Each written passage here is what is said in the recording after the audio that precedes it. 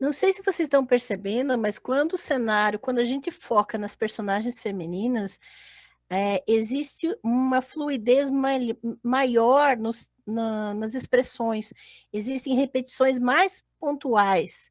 Quando você vê a história de Abrão, por exemplo, até mesmo de Isaac, quando você vê, no geral, quando só está em relação a Abraão, aos patriarcas em si, as histórias são colocadas de maneiras pontuais, uma ou outra combinam, mas quando esses personagens masculinas estão circundando personagens femininas, existe muita repetição, existe muito paralelismo, parece que o narrador começa a caprichar nas ênfases.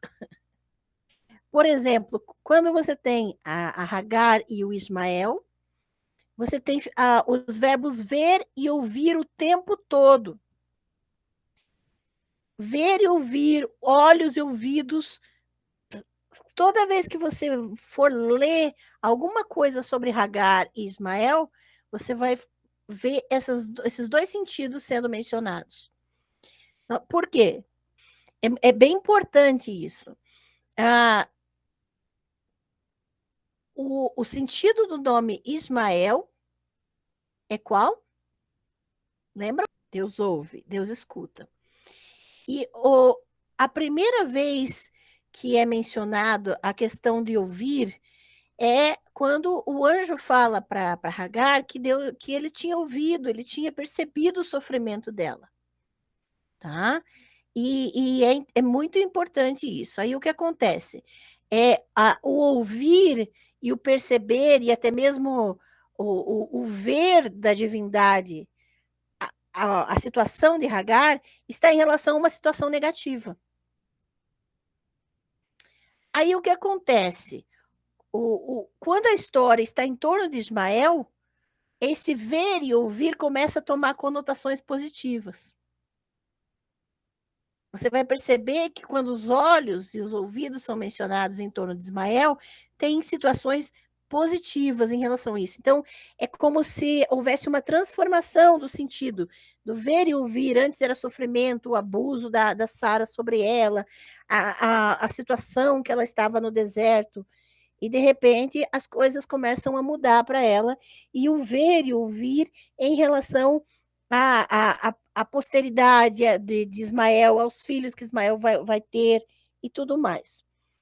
A mesma coisa acontece com Isaac e Sara, só que com outra palavra, a palavra riso, que é o sentido do nome de Isaac. Porque, a princípio, Sara ri de nervoso, né?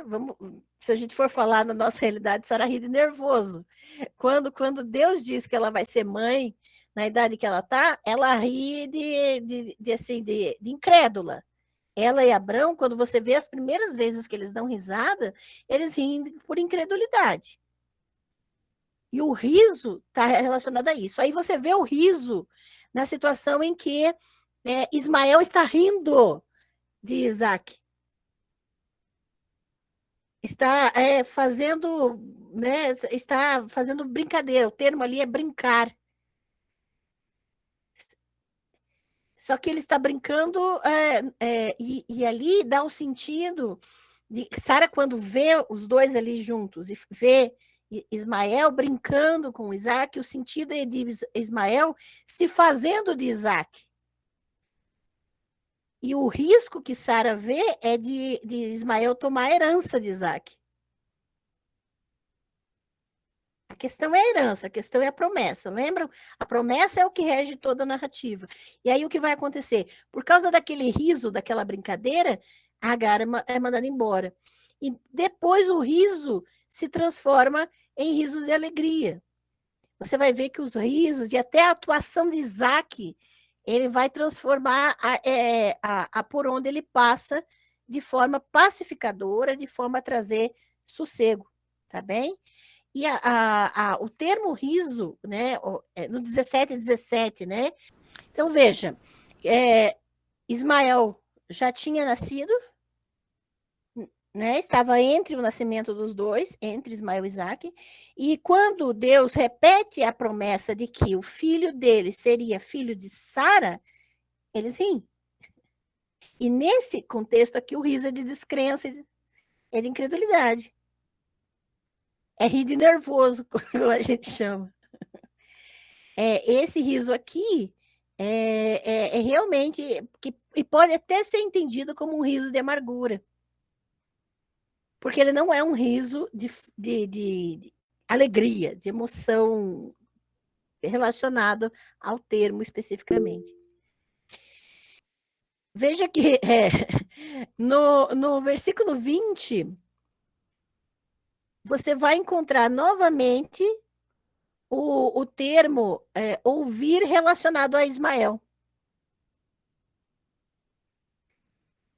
Então, veja, se você ler o texto procurando relações, todas as vezes que ocorrem menções a ver e ouvir, e você vai perceber que estão em torno de Ismael e Hagar.